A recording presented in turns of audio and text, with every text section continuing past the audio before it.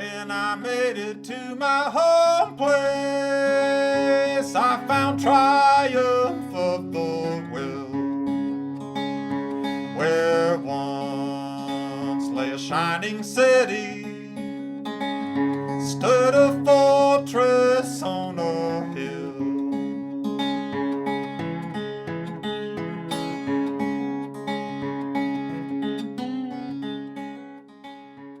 I'm Henry. This is Fortress on a Hill. Thank you for joining us. For those new to the podcast, BT, Danny, and I are three leftist combat veterans who take the military and veteran stories of the day and provide some much-needed historical context and examination. Dr. Jeffrey Kaye, welcome back to Fortress on a Hill. Thanks for coming to chat with us today. Thanks, Chris. I'm glad to be here. Before we get into the main topic we're going to talk about today, I was wondering if you could give our listeners a little bit of background on the MK Ultra program. Okay. Well, MK is a Ultra, and then Ultra. Ultra was, no one knows exactly why the CIA gives the names to their programs, but it's thought that Ultra was also the name given, of course, to a top secret cryptography program during World War II, and just the idea that this was ultra secret, MK Ultra, and it was very ultra secret, and it's and there were a number of other programs associated with it. The MK was just an acronym, not an acronym, but a prefix that the CIA assigned to these types of programs. And there were other ones. There was MK Naomi, there was MK Search. There were others. It was a program that had literally almost 200 sub-projects. And what the CIA did is it contracted out to academia and to medical doctors and universities to conduct a wide-ranging program of research into behavioral modification.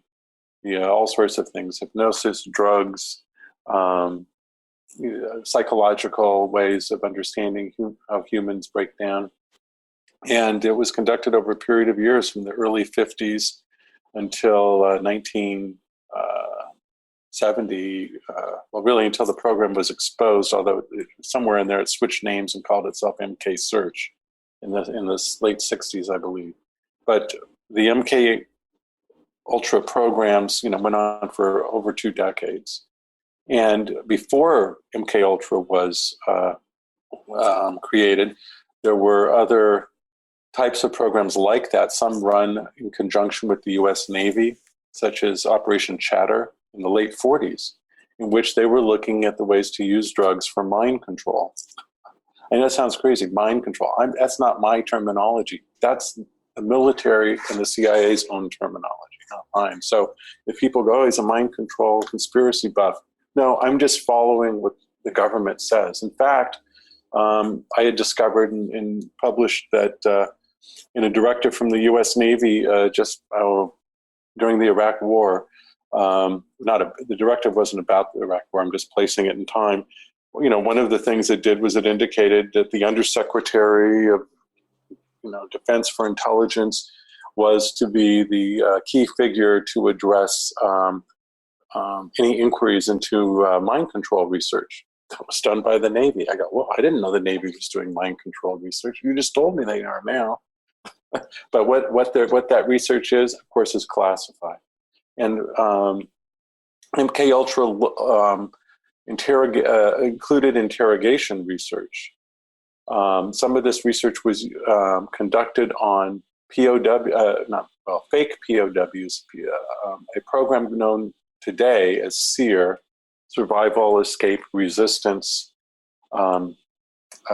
Evasion, Resistance, Escape. Yes, thank you. And this program, which used to be just known as kind of generically as a survival program, had its antecedents all the way back to post-World War II. And a big portion of that program was to put men into soldiers, officers, and intelligence agents as part of their training into mock torture camps. And the torture was pretty real. In fact, for a long time, waterboarding was part of that torture. But the idea was that it would only go so far. Everyone in it knew it was a military or intelligence program of training, but and it was out of that. Nevertheless, it was so severe, and that one researcher found that, for instance, testosterone levels, dropped so low while these men were held in captivity that they were as low as the lowest ever recorded, which were coming from heart patients who had major surgery on their heart. So this has profound effects, and in fact, the CIA, as we'll see, is very interested in understanding and measuring how human beings react under stress, and that was also a huge portion of MK Ultra. And the results and what was learned from these studies was finally codified in a manual for torture called known as QBARK, Kubark. It was really the entire manual isn't about torture. Only about a quarter of it is. It's about how to interrogate, from the CIA standpoint, individuals. But a good quarter, perhaps a tad over, is related to using drugs, hypnosis, various forms of physical torture and psychological torture on prisoners to. Even though in the manual they were quite clear that the results weren't, of the information that was obtained by such torture could not be trusted, because people just, human nature, a person being tortured is apt to just say whatever to stop the pain, to stop the torture. And so in fact, the torture that the CIA did was not primarily to gain intelligence. It was to gain assets, to turn these men into penetration agents. Yes, sometimes to get to try and get information, but to also to use them for all sorts of purposes, propaganda and show trials, and finally, I would say as experimental subjects, which is a big part of what we'll talk about here today, because that's what they finally did. They created, and we've caught them. And I'm not alone in believing this. The Physicians for Human Rights, a Nobel Prize winning organization, has twice put out kind of white papers, if you will, about how the CIA torture program was really a big experiment. Even Jane Mayer, who has abandoned the topic for the most part, way back during the Iraq War period, wrote an article in the New Yorker called "The Experiment," that mentioned that the people were taking the CIA, people in the CIA were taking inspiration in their current interrogation torture program from past experiences. And she pointed out Operation Phoenix, which was, of course, a huge detention interrogation program overseen by the CIA and conducted largely by South Vietnamese forces. But there was a lot of CIA management. And tens of thousands of people, by the CIA's own reckoning, were murdered in that program during the Vietnam War. Anyway, that may take us afield from MK Ultra, but you can see things branch out from MK Ultra. When it was exposed, by the way, just by really a miracle, that like the torture tapes that were destroyed, the videotapes that we know were destroyed, and the current CIA director, Gina Haspel, was part of the destruction of the evidence of the torture. In the black site in Thailand that the CIA ran, where they tortured Abu Zubaydah, and then some others. MK Ultra records were destroyed, of which there were God knows how many records, but destroyed systematically in the early 1970s as it became clear that the revelations that were coming out of by the press and by leaks and a general aversion to the U.S. experience in Vietnam, they tried their best to hide it, and they thought, in fact, they did. But by a fluke, they forgot one thing, and they forgot that there was a lot of the CIA is a bureaucracy after all, and it has a budget, and it monitors that budget like any good organization would, and they kept all the receipts for all the things they did and all the research, and which in sometimes descriptions of what that was for, as an accounting. So these accounting derived records ultimately were rescued via FOIA, and that's pretty much how we know that, in the testimony of a few survivors. Who we don't know how many survivors. Of course, the MK Ultra famously was used to on unwilling and unwitting people in the United States. Right? They set up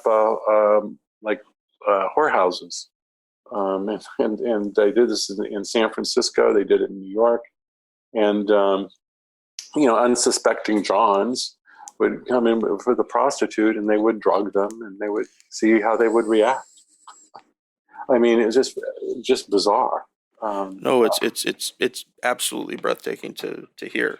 Yeah, millions and millions of dollars, by the way, millions and millions of dollars, and some of the top U.S. scientists were involved in all of this. So Dr. Kaye, take us through just your impressions of the two programs and how MK Ultra fits, especially the SEER stuff, fits into what was happening. And just for everybody's sanity at home, we'll refer to Program A as the experimental one, the one that everybody knows about, and Program B can be the other one, just so we can differentiate them a little bit. Right. I'll just preface what I'm going to say by saying Program A and B, or however names we give these two different are associated, but administratively different programs that the CIA ran during the Bush administration, is that this was the CIA's use of torture is something that appears to be constantly mutating and evolving. So the two torture programs, we're looking at a snapshot in time, approximately late 2001 to say 2006 or so, when the official RDI program, or Program A, was shut down, or at least supposedly was shut down. So Program A, also known as the Rendition, Detention, and Interrogation Program, was a program that used so-called enhanced interrogation techniques. And most of your listeners will be familiar with the idea that the CIA used waterboarding. They used a number of techniques that came from the SEER program that they used in those mock torture camps. But they switched it around. Rather than using limited versions of that type of torture, slamming people into walls, putting them in dark confinement chambers or rooms or boxes, and other such things, they took those type of techniques and then they used them as real torture. They used them with certain parameters, which were set ultimately by doctors within the CIA, so that the detainees didn't die. But it was highly it was highly compartmentalized, meaning it was a very top secret program that was run by the Special Missions Unit of the Center for the Counterterrorism Center within CIA. The Special Mission Division would use top secret, even above top secret, probably what are known as Special Access Program classification, to make it near impossible to know what was going on. A Special Access Program known as a SAP, SAP, is the highest level that I know of. There might be one higher, for all I know, but it's extremely. If you even admit that you know about that program, you violated the SAP and you're going to go to jail, right? So when it took a long time and some leaks, and even still today, that for the parameters of the CIA's rendition, detention, interrogation program to become understood. And one of the ways this was confusing is because there was another program, which we are calling here Program B. Program B was not highly organized, at least within the detention center. Prisoners were left shackled to walls for hours and hours and on end. Nobody was watching them. They were just left there for days. They did not use enhanced interrogation techniques unless they had special permission to do that. And generally, they used something that the CIA called standard interrogation techniques. That's their terminology. And the standard interrogation techniques, included things like sleep deprivation, solitary confinement, loud noises, nakedness, use of diapers, and reduced caloric intake, which is their way of putting it. I'd call it partial starvation. Right? They didn't want to kill these people. You want to starve them, but you want to make them weak. The reason you want to, by the way, as an aside, important point, that both programs and CIA's general model for breaking people down was codified for them in the late 1950s in some research that was done by American psychologists and psychiatrists, and they came up with a program or an approach called the DDD. It's 3 Ds, D as in dog. But these Ds stood for dependency, debility, which is weakness, and dread, which is fear. So if you apply these different, you make a person totally dependent upon you, you instill them with a ton of fear, and you make them physically debilitated. And you take those 3 people together, and the idea is that you can control them. That's their model for human control.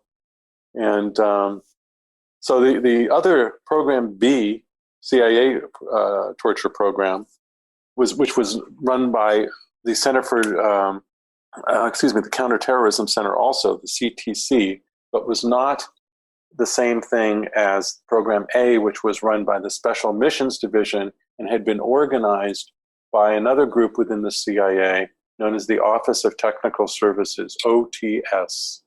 And OTS, when I saw that for the first time, during the release of the CIA's 2004 Inspector General report on that torture program, where we got a lot of our first peek into what the horror that was going on in the CIA black sites. OTS was formerly known by other names, including Technical Services Division and TSD. I shouldn't throw so many acronyms out. It's not that important. But the main point is that this was the part of the CIA that ran MKUltra for years and years and years before it was turned over to their security directorate in the 1960s. But for over a decade, and for all I know, they were associated with it throughout in some way. We don't have a complete history, unfortunately, internal history of the CIA MKUltra program because, well, they destroyed many records and they don't want us to know. But so that's Program A. Program B. And Program A again had doctors there all the time. They were recording what was going on in the interrogations and during the detention all the time. When they put Abu Zubaydah, this blew me away, man. When they put Abu Zubaydah in a confinement box, kind of like a coffin, and kept him in there, trying to prey upon claustrophobia and fears. They had little video cameras actually recording what he was doing and looked like inside the coffin, right inside the box. They called it close confinement box, and that's how much they were in Program B. Nobody was watching these prisoners. You take a guy, chain him up to the wall, you go away and come back in 3 or 4 days. And it occurred to me as I was reviewing for this program, by the way, that Program B could conceivably be related to Program A. Program A was definitely, in this way, Program A was definitely an experimental program. They had doctors there, they recorded. They later were, there was a huge argument within the CIA about doing research on effectiveness of these different techniques and whether that could even be done. And the people in CIA, some of them were very worried that they were crossing the line into obvious illegal human research on prisoners. And there was a back and forth on this within the CIA. And a number of people, myself included, physicians for human rights, ethicists, medical ethicists, and others would say, yeah, you did cross the line. And, but they had, the Program B could have been what we call a control group, right? So over here, you had the prisoners who were being subjected to this very scientifically derived, and by that I mean they defined very carefully what the techniques were, how to use them, how much water would go into a cup to pour on a person's face exactly, this many, milliliters or whatever, and and how many hours they could be subjected to this, and everything was gone back and forth with cables between CIA authorities and the interrogators in the field. So that's in Program A. In Program B, if something happened to a detainee medically, they had to call for a medical tech to come to the black site prison. They didn't even have anyone on site. Totally different. And that was what led to finally in November 2002 the death by freezing to death prisoner Gul Rahman. At least that's the official story, that he froze to death. His body is missing. His body was never sent to his family. We don't know what happened to it. So there's no sign. There's no autopsy to look at. Well, there was an autopsy for Gul Rahman, but no independent way to assess what happened to him. Totally, anyway. So the standard techniques also were used at the Program B, and the enhanced techniques in Program A. So that was the difference between the two programs. I'm listening to this, and I'm aware of some of this material, and some of it I'm learning for the first time. Yeah. What strikes me, and I'm wondering what your opinion is, given the record of failure, lies, just secrecy in the litany of the CIA's programs, from MK Ultra all the way up to enhanced interrogation, mm-hmm. Why do you think that even mainstream liberals today have mm-hmm. so much faith in the CIA and other intelligence agencies? Like, what explains that? After the Church Committee investigation of the early 70s, after all this has been exposed, why are people still so willing to put their faith in the CIA? Yeah, it's quite startling. And some of that, I mean, you can read in the paper, the CIA, and this is just I think a New York Times story, the CIA, anally raped its prisoners, and it used a blender or whatever they used to chop up hummus and other food and stick it up a guy's rectum. Oh, but then literally a few minutes later, they're talking about, the CIA says this is the story of what's happening in Venezuela. Or this is the story of, now they've been trying to manipulate us into war with Iran. Why? Well, I have as your listeners, I presume, know, if they didn't forget, I was also a psychologist and worked clinically with patients for a couple of decades, a little over a couple of decades.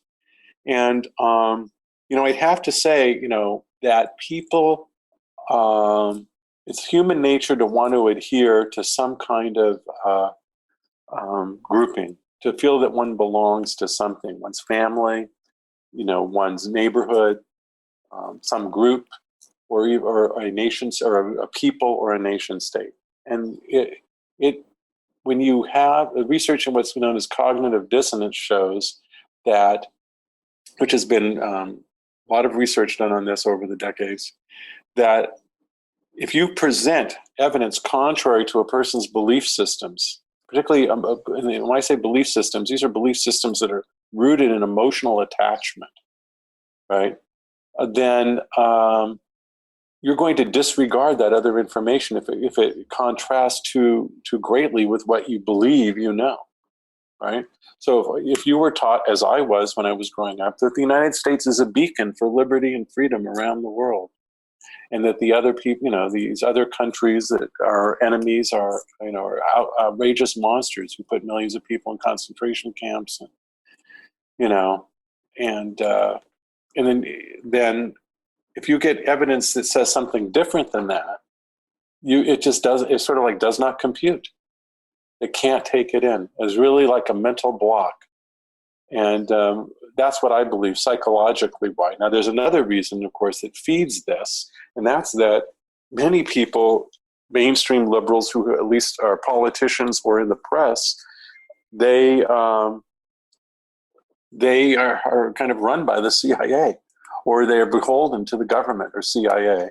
There's a lot of, Carl Bernstein, of course, did a famous article in Rolling Stone, many years ago now, detailing, how the CIA used media assets. And there's no reason to believe that didn't continue. And then there's those who don't officially belong to the are assets of the CIA, but just, they know what side of the bread there is buttered. And they know that they're not going to get anywhere if they oppose, with the mainstream, their careers, if you oppose U.S. Policies like that. So, do you think that Donald Trump plays into this in any way? And let me explain what I mean. Mm-hmm. There's all this talk about how the deep state is against Trump. There's suddenly there's a love affair between like MSNBC liberals and institutions like the FBI, the CIA, and the military. Yeah.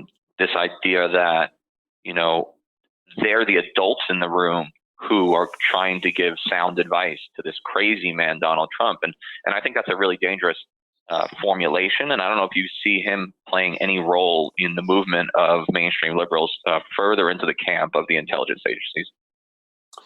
Well, I don't know that was the intent, but it certainly seems to have unfolded that way. Donald Trump, is a loyal servant to the powers who run this country. And they don't all agree on what he thinks, or like any politician. But the difference was I think they just felt they couldn't totally control him in the way that, Obama, and before him Bush, and before him, Clinton, and before him George Herbert Walker Bush, and all the way back to the Bay of Pigs, to Kennedy, really, and the disputes that Kennedy had with his military and intelligence agencies that were quite huge. Whether or not that led to his death is subject for other people and other shows you might want to do sometime. But they don't like that Bush comes on and says, as he did the other day, hey, not the other day, but not that long ago.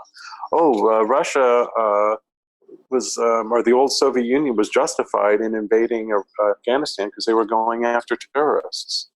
What? Oh my God! How could they say that? Blah blah blah. But if you go back and actually look at what people in the earlier administrations and Cold War scholars have to say, yeah, they saw. They said that Zygmunt Brzezinski was asked, "Did you have any problem sending aid? What do you now, in retrospect, are you sorry that you you're beginning in the Carter administration that the U.S. supported Islamic fundamentalists and terrorists in Afghanistan?" He says, "No, I don't have a problem. It brought about the fall. If it helped bring about the fall of the Soviet Union, that was fine." So they had no problem. Zygmunt Brzezinski had no problem in saying that the Soviets were there fighting Islamic terrorists. So Bush said it. Well, not Bush, Trump. So he said they don't like that because the official story now is, of course, that this evil empire of the Soviet Union. This was the Reagan narrative. Invaded this helpless country where people were just trying to peacefully conduct their faith. They're trying to pull the same crap about China now with the so-called concentration camps that are run by China in the far west of that country with Uyghurs. So, that's I had seen that you had mentioned in an article that you wrote about this, about how that the two programs existing side by side created a bit of a stovepipe effect. Will you tell us a bit about that? The two programs existing as stovepipe effect.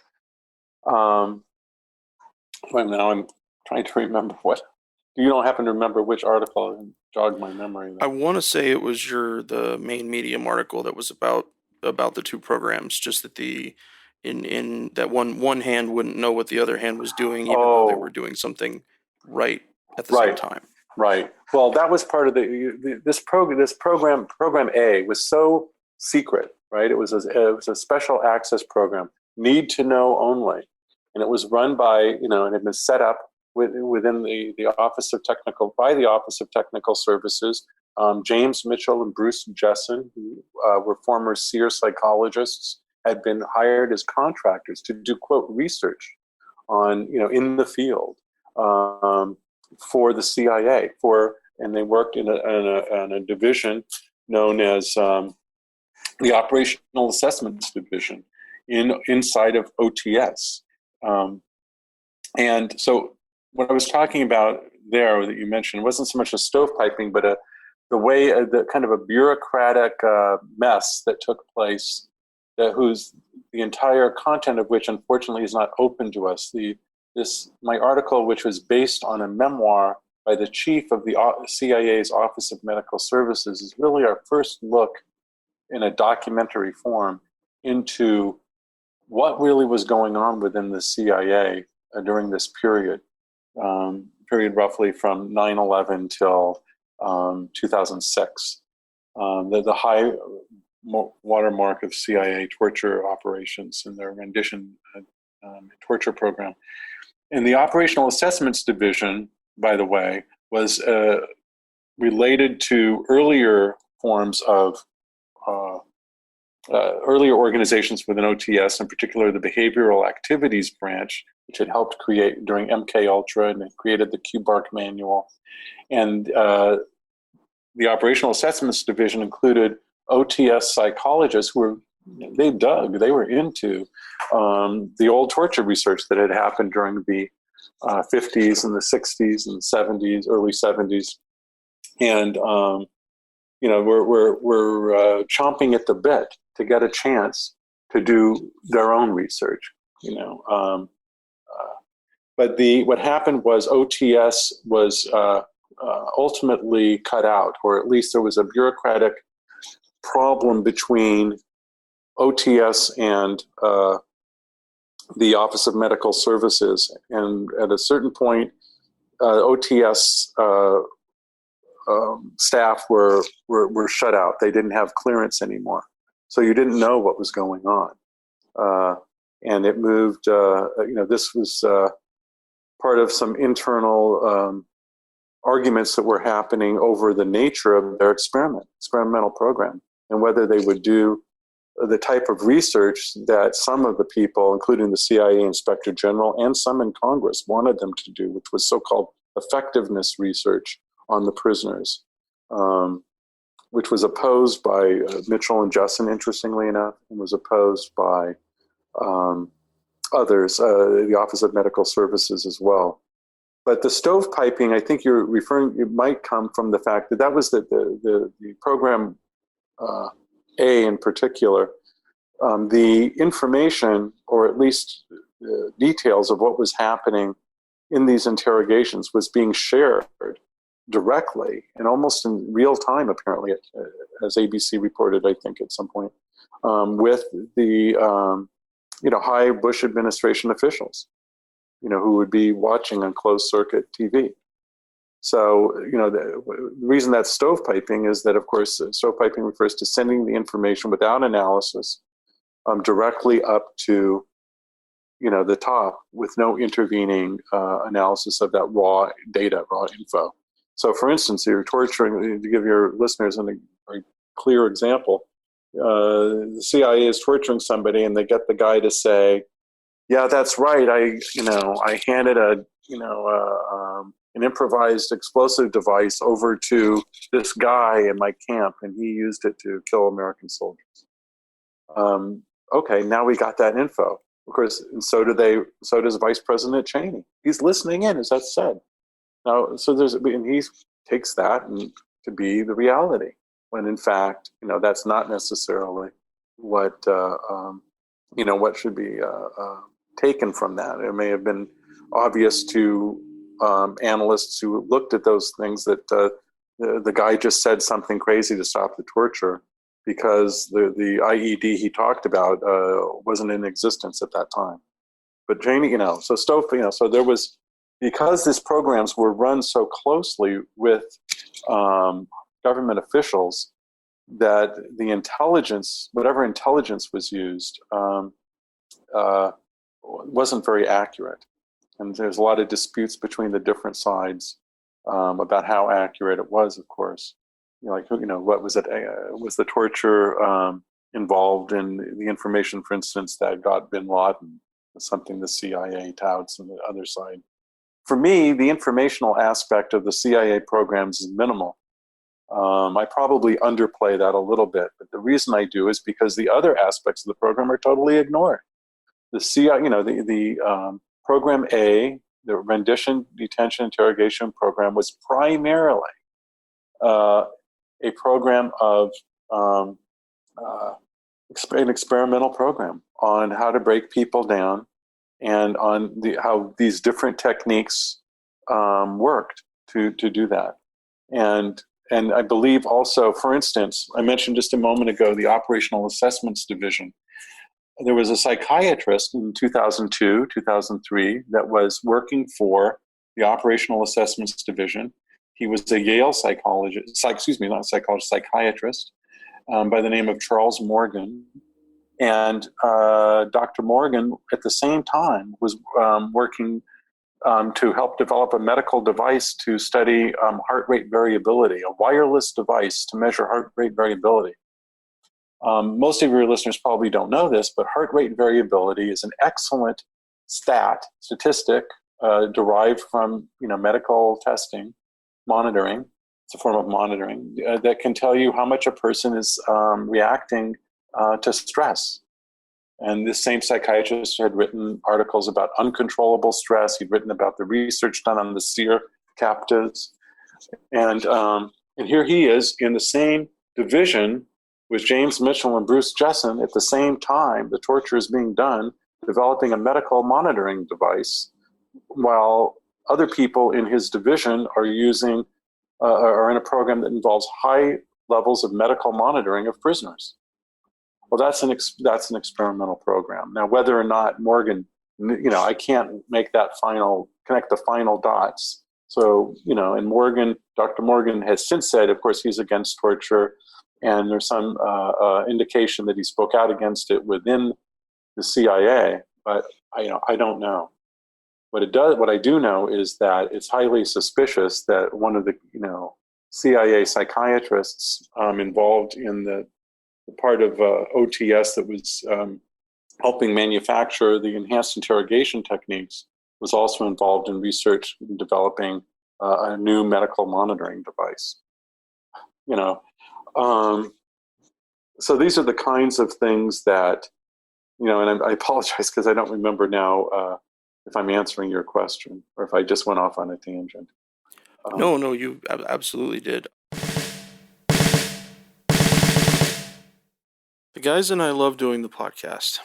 Being able to share our experiences in the military with allies and supporters means the world to us.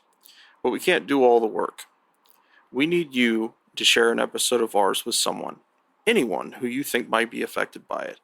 Maybe a young person looking to join the military, or parents advocating for one, conscientious citizens who care about the violence the U.S. wages in their name, advocates for women and people of color who understand the harsh environment that the military creates for minorities and inflicts on them around the globe, and anyone else you think it might affect. Please take a moment and share this with them.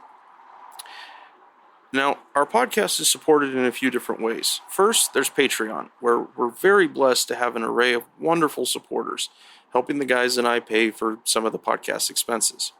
Those who contribute $10 a month or more will be mentioned here as an honorary producer, helping keep you, our listeners, stocked with new episodes. But you don't have to contribute $10 a month to help us. For as little as $1 a month, you can keep us going, paying for hosting and storage fees, transcribing old and new episodes, promoting and expanding the podcast, and more I probably can't think of right now. So let's bring out our honorary producers, and they are Matthew Ho, Will Arens, Gage Counts, Fahim Shirazi, Henry Zamota, James Higgins, James O'Barr, Adam Bellows, Eric Phillips, Paul Appel, Julie Dupree, and Matt the Virgin Slayer. Your contributions are wonderfully helpful to us. Thank you so much.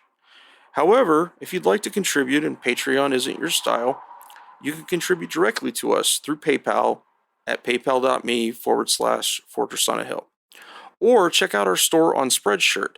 The great Bill Krapinski did a really awesome job making our first shirt, which you can find at shop.spreadshirt.com/Fortress on a Hill.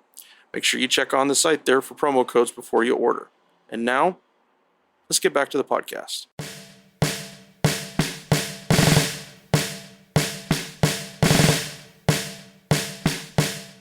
Mentioning about James Mitchell, I found it curious that he was actually hired to write a book on Al-Qaeda members' resistance to interrogation techniques prior to 9/11. And I was wondering what you thought about that. Well, yes, there's a lot of. He was hired prior to 9/11, not a book, but I'm not sure if I'd have to go back and look if he was asked to do the. I think actually it was post 9/11 that he was asked to write a paper on. I think it was even in December of 2001 to write a paper on the counter-resistance techniques of Al-Qaeda. And I've tried to get that paper.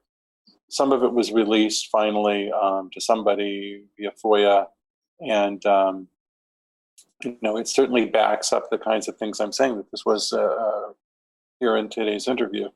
But you're right that James Mitchell was hired prior to 9/11 to work for the Office of Technical Services and to work in the Operational Assessments Division. His boss was another CIA psychologist by the name of Kirk Hubbard. And they were contracted. He was a contract employee. He writes about it in his book, how how they came to him. He doesn't, say exactly what he was doing. Supposedly he was doing cross-cultural research. I think they were looking, cross-cultural research is a code name for they're looking for ways to do a special experiment on Muslims, right? On people, and they wanted a wide stretch. If you think about the people, particularly at Guantanamo, where a lot of research was done and where the CIA had a black site as well. You had people, by the nature, of course, of the Afghanistan war, but also in terms of who from it was shipped to Guantanamo, was a wide variety of people of different ethnic groups. And the reason for that is that different ethnic groups have different biological markers and different biological responses that would be not so dramatic that you and I would even notice, but would be of interest to researchers who are looking with a fine-tooth comb. And in this, by the way, the United States government follows in the footsteps of the torturers and illegal experimenters from Japan's Unit 731, who did conducted research in and then operational use of biological weapons during World War II against China. And those personnel, many of them ended up working for the Americans and certainly turned over a lot of their data. And one of their data included research done on U.S. POWs that the Japanese held, where we know that they did research on how dysentery affected a Caucasian population versus a non-Caucasian population. This is the kind of things we look at. If you're an insane maniac who's using science for evil purposes, as Unit 731 was, and as the CIA today is, It's so hard, and yet, to me, as I was reviewing this information to talk today, once again, the thing that just kills me, I guess, Danny, you were alluding to this, is that why is it, even though it is, there have been articles published from the LA Times, the Washington Post, making quite clear that this was a research program that the CIA was conducting. And when organizations that have legitimate clout in the world, like PHR, Physicians for Human Rights, talk about experiments being done on prisoners, that nothing, it doesn't penetrate. It doesn't get anywhere in the public discourse. Most people have no idea. They never heard of it. They don't know what it means, and they wouldn't know how to talk about it. But this my article shows that, at least in relation to Program A, the people involved, the doctors and the interrogators even, who were involved, like Mitchell and Jessen, were very concerned that they were going to be prosecuted for use of illegal experimentation, kind of like the Nazis did. If anyone's ever seen the movie Judgment at Nuremberg, you will remember the sections that had to do with illegal experiments done on concentration camp victims. So they were very concerned about this, and they tried, but they didn't even want it to be talked about. And so, for instance, in the document from the Chief of Office of Medical Services that was declassified and is the primary basis for my article, the chief briefly talks, and this was the part, by the way, that hit the mainstream press, about truth drugs, right? CIA discussed truth drugs, headline in the New York Times, Washington Post, right? But guess what? They chose not to use them. And the press left it at that. It was really just clickbait, because they didn't really go into much detail about it. And the story never was followed up, and the rest of the information in the chief of OMS's document was ignored until I picked it up.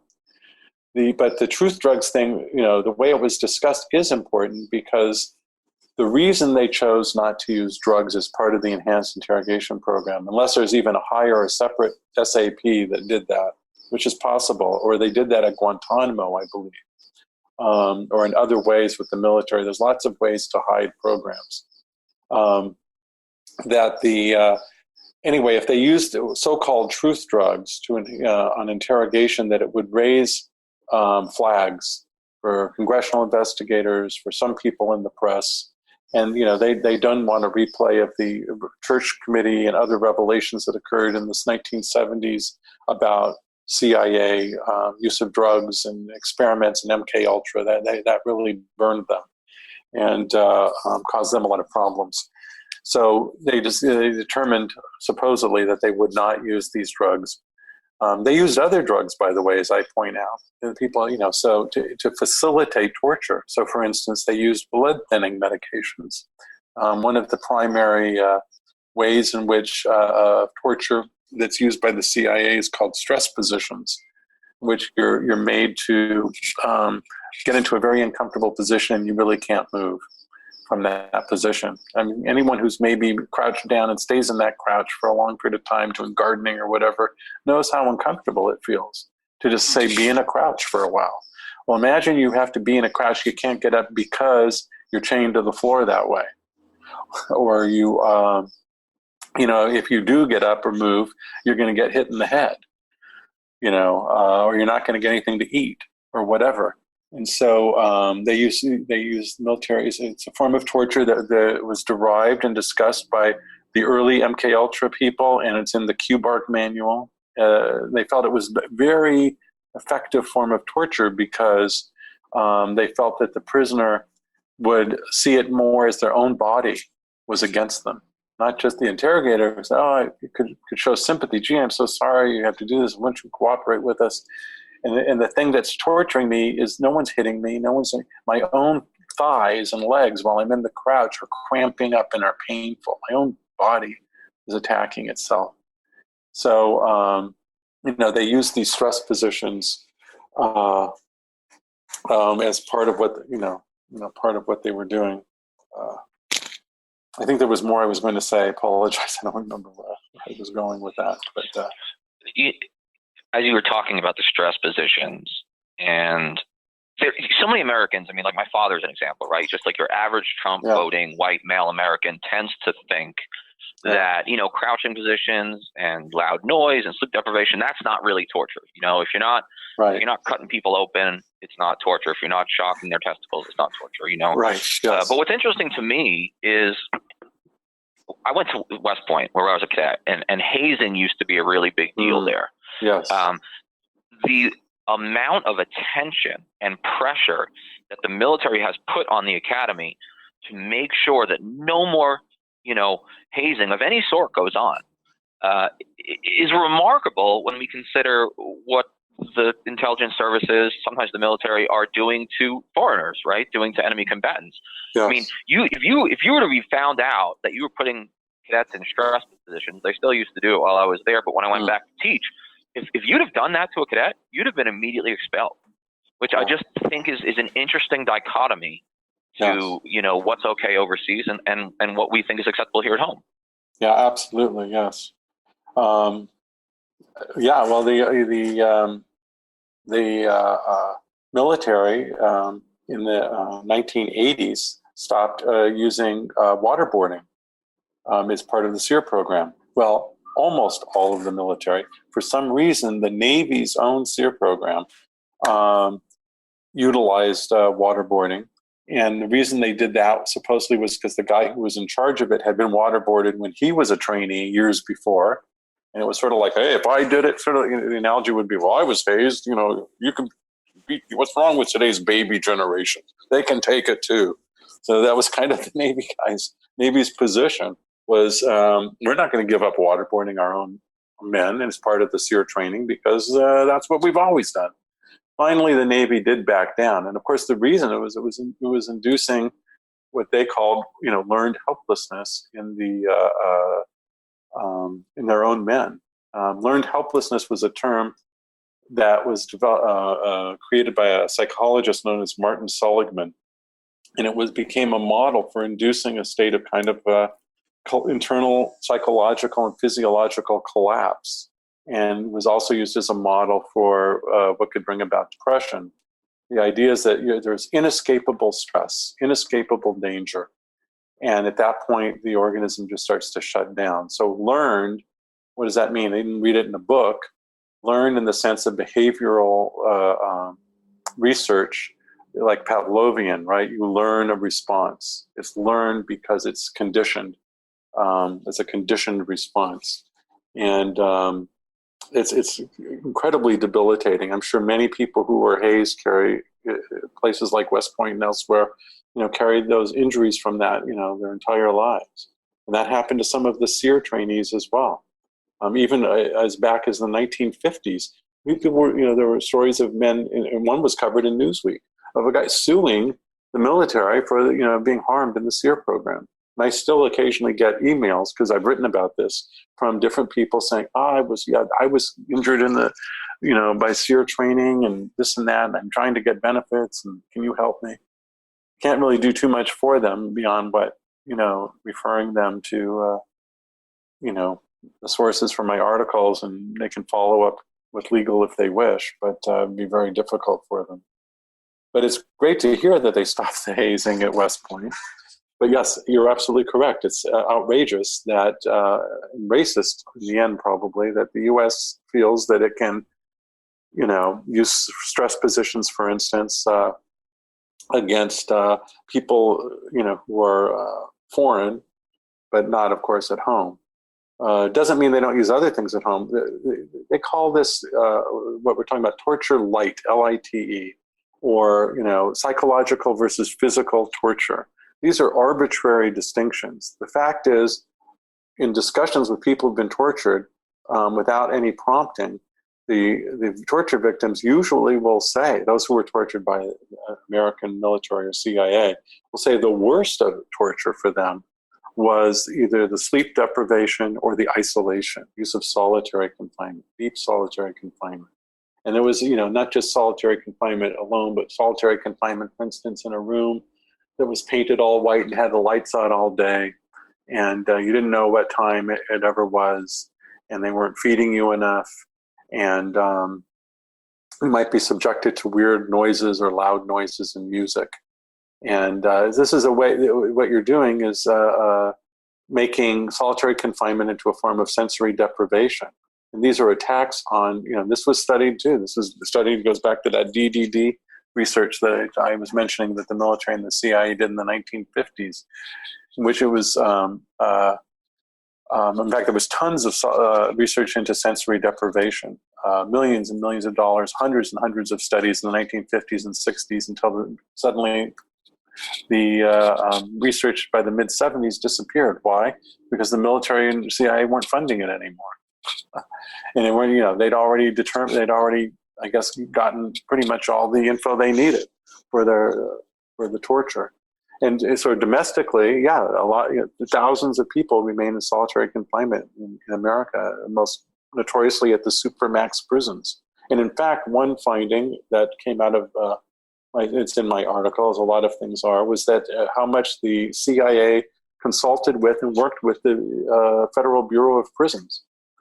Right, and at one point, the personnel from the Federal Bureau of Prisons invited CIA personnel to come and tour the supermax prisons, and learn from them about what they were doing. So this, there's a lot of interpenetration between the CIA and not just the military, but other components of U.S. society, academia, and places, police, and Bureau of Prisons.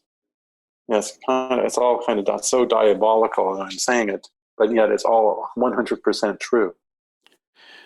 Dr. Kaye, I wanted to ask you about, in examining James Mitchell and Bruce Jessen and their work in this matter, you spent a career as a working psychologist. How do you view those men now? What in terms of medical contemporary, if that's the nicest word I could use, how do you see that for yourself? Well, these people, Mitchell and Jessen and other, by the way, these are the names they've allowed us to know. And but there were other, in the document it says, Mitchell and Jessen worked, quote, with other OTS psychologists, unquote. We don't know who they are in developing this program. So it's Mitchell and Jessen, but all those people, therefore, who worked to create these torture programs and then involved themselves, some of them, as Mitchell and Jessen did, in actually implementing them as interrogators themselves. They've certainly stepped way beyond the bounds of what ethically or legally can be. Well, I can't say legal. I'm not an attorney, but I would guess legally, and many people say, in terms of what their professional training would have them be. A psychologist should work for the benefit of their clients, of other human beings they work with. They should work for the beneficence of all humankind.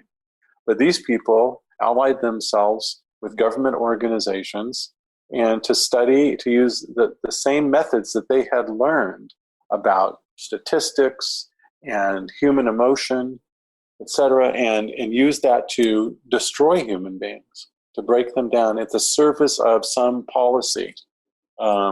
I asked one of them once, not a CIA psychologist, but a psychologist who worked with the Naval, the NCIS, Naval Criminal Intelligence, Investigation Service, and who was involved with some of the interrogations at Guantanamo. And I asked him at a public forum back in 2007, and I said, what? Here you have these people, they're unprivileged combatants, they're enemy combatants, they don't have some Geneva rights, and they're the enemy. But then tomorrow, they're your friend. This kind of really happened. I didn't know it was going to happen. It kind of happened in places like Syria, right? And where Islamic jihadists, fundamentalist jihadists who were, battling Assad, were the same people who were drawn, many of them, from fighting in Afghanistan against U.S. troops. Anyway, for Al Qaeda and others. And this guy said, I said, what would you do then? He goes, I would do, it's just like, these are my orders. That's not, I don't go outside my lane. It's a very military thing to say, right? I don't leave my lane. I would just follow the order that they gave me. You wouldn't be disturbed by having, what would just happen? How do you account for that in your head? I don't even ask those questions of myself. You just do it. You follow orders. Or we're really back in Nazi territory in the sense of, and of course, the Nazi experience was the human experience.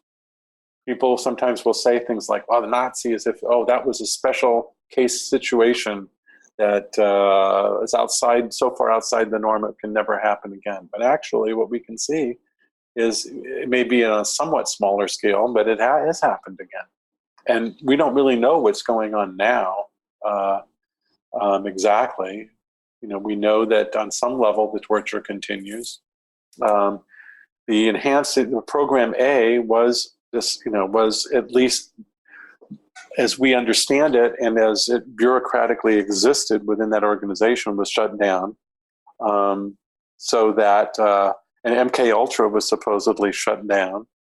But if you study the history of the CIA and these kind of subject matters that undertaken by both the CIA and the military, is that they pop up later, and they are under a different name, a different department, a different SAP, Special Access Program Approval, and that.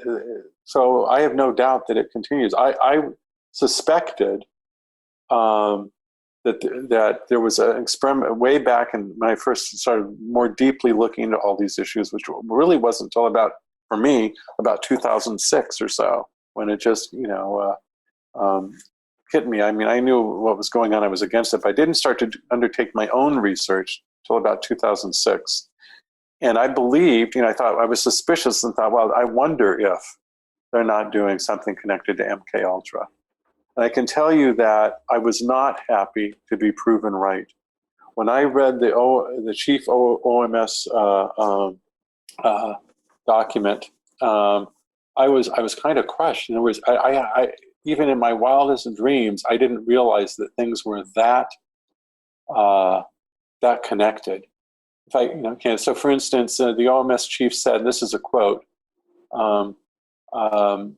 the antecedents of the unit that had created the Enhanced Interrogation Program, Program A, had overseen much of the MK Ultra interrogation research in the 1950s and 60s, published still relevant classified papers on the merits of various interrogation techniques, and contributed heavily to the 1963 QBARC Counterintelligence Interrogation Manual and its derivative, 1983 Human Resources Manual, which, by the way, I didn't talk about yet here, but there was another torture manual the CIA produced and used it in training of torturers in other countries, allied countries, particularly in Latin America.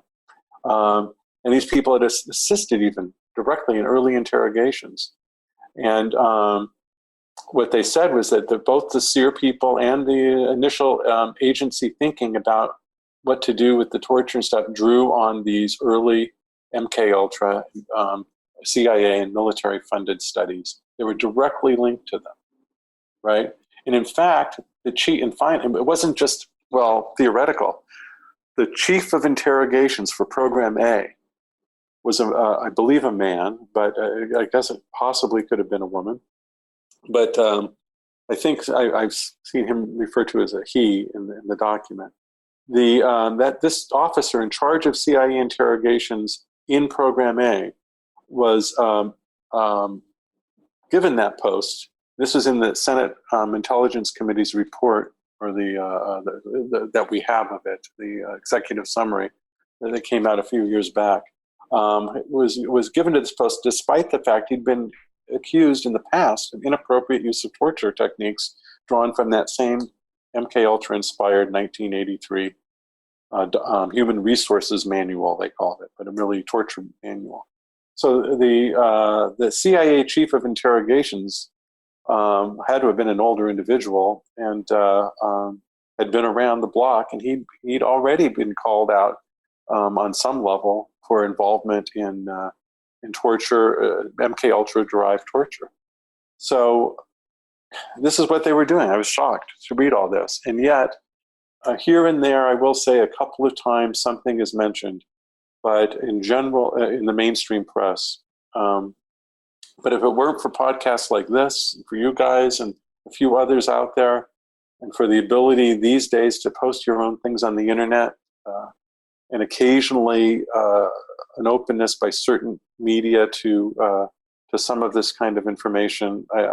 For instance, Al Jazeera America published an article which I pointed out the connections with the Office of Technical Services and MK Ultra, back when the Senate report was released in 2000, I think it was 14. And so these things are known, but in general, they're not known. It's like known and not known. Maybe it's that cognitive dissonance I was talking about. Maybe it was institutional censorship that occurs both both consciously and unconsciously by editors and publishers, or maybe it's something else that I can't even think of, or some combination, most likely. It's just kind of so. Whenever I go over this, I have no idea how your listeners are responding to this. Of course, the nature of a podcast is that it's one way. There's a listener, and they cannot feedback in real time anyway to what I and you are talking about. But I hope that they will take this kind of information and use it somehow. Use it in a way that challenges the mainstream narrative, which these days is, the CIA are good guys. And which nothing could be further from the truth when you really get down and look at it. Yeah. It's one of those things, like doing the same thing over and over again, even after it doesn't work, is like the definition of insanity. Yes. And you could argue that our approach to lauding and supporting the CIA it's almost like Stockholm syndrome, or it's almost like an abusive relationship. Yes. Where the CIA keeps beating us down and hurting our democracy time and again, and we're saying, well, no, he only does that because he loves me. Right. It's insane what the American people will accept.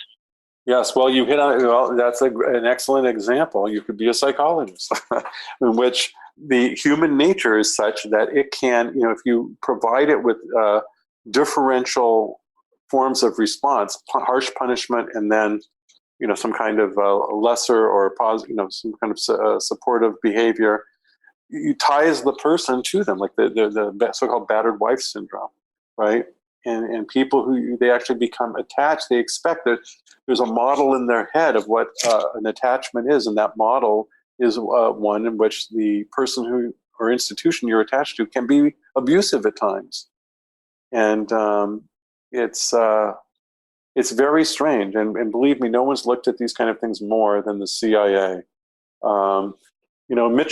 James Mitchell and Bruce Jessen, their initial contracts were to identify the current state of behavioral science on theories and methods for influencing, beliefs, motivations, and behaviors. Well, and for what purpose? Well, particularly, by the way, from individuals from non-Western countries. We can thank Greg Miller at the Washington Post, who got a hold of and published, even though he didn't understand everything in it, but he still did a great job in making sure that these non-classified CIA contracts for Mitchell and Jessen were out in the public domain. One thing, the fact they were non-classified, though, certainly is interesting. And I feel that Mitchell and Jessen, were definitely singled out to be the fall guys. I mean, they were real bad guys. But they, by leaving it, if it was Mitchell and Jessen, we got them, they're out, it's over. This was all Mitchell and Jessen. Mitchell and Jessen, exerted some kind of hocus pocus and convinced everyone to torture. Now that they're gone, the torture went away. But that's not true at all. Mitchell and Jessen didn't create the policy. Mitchell and Jessen worked with other psychologists in the CIA and probably other medical people on this. And the concepts were not created by Mitchell and Jessen. And it seems highly unlikely the two outsiders, hired in could suddenly convince everybody to do this research program. I think, the origin of Program A began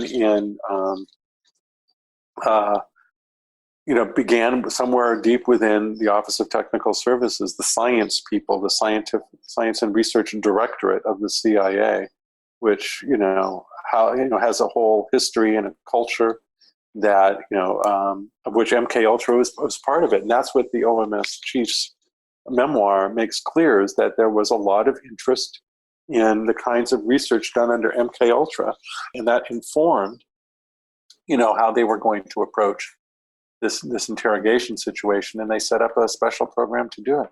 The other, Program B, I believe, was a continuation of the kind of things the CIA's been doing all along, but they were just kind of got involved in the detention part of the program, which they weren't as much before, or at least not as concertedly.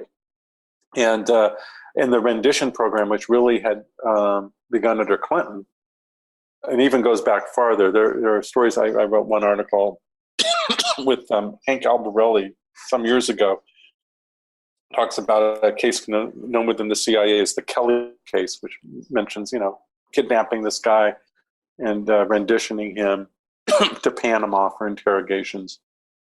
And this was in the 1950s. So there were, there were definitely Program B, which was the kind of unmonitored, less controlled CIA torture program, was, probably related to the fact that's how the CIA was handling things. Although previously, a lot of what the CIA did was, today, I believe this is still the case, they try and use foreign assets to do a lot of the dirty work for them, and they supervise. That's kind of the empire's, way of it. We're in charge, but we don't get our hands dirty as much. That changed after 9/11. No doubt there were other things I haven't talked about here, such as, the wish for revenge that occurred after the terror attacks. No matter what some of your listeners think about how 9/11 came down or not, it doesn't matter. Many people, in terms of what I'm talking about, because many people have accepted the official narrative, and it raised feelings of hatred and revenge. And I believe that played some role, as well as to how some of these interrogators treated the prisoners. Well, Dr. Kaye, I think that is a good point for us to stop for today. Sure. I thank you so much for coming on. Will you let our listeners know real quick where they can find your work? Well, right now I'm publishing most of my work at medium.com. I'm not blogging per se anymore, which would involve a lot of more frequent postings. I used to do that at my blog, which is still up, known as Invictus, INVICTUS, at valteensblog.blogspot.com. Or you can go to medium.com and search for my name, Jeffrey Kaye, as an author, and see I've written a lot of other articles about torture, as well as my interest in the biological warfare campaign conducted during the Korean War, and trying to get the truth out about what happened there. Well, thank you again. And hope my book. Hope that you'll come on again. Thank you. Okay, I enjoyed talking with you guys. Thank you so much. Yeah, thanks a lot, sir. Okay, thanks, Danny. All right, take care. Okay.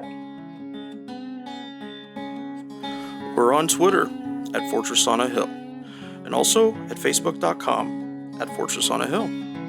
You can find our main blog page and our full collection of episodes at www.fortressonahill.com. iTunes, Stitcher, Google Podcasts, Patreon, Spotify. You name it, almost anywhere you listen, we're already waiting for you. And hey, we're always in the market for more Patreon supporters. Please consider becoming a patron at patreon.com. And if you're not into giving us a monthly payment, think about giving us a couple bucks on PayPal. The link is in the show notes. Skepticism is one's best armor. Never forget it. We'll see you next time.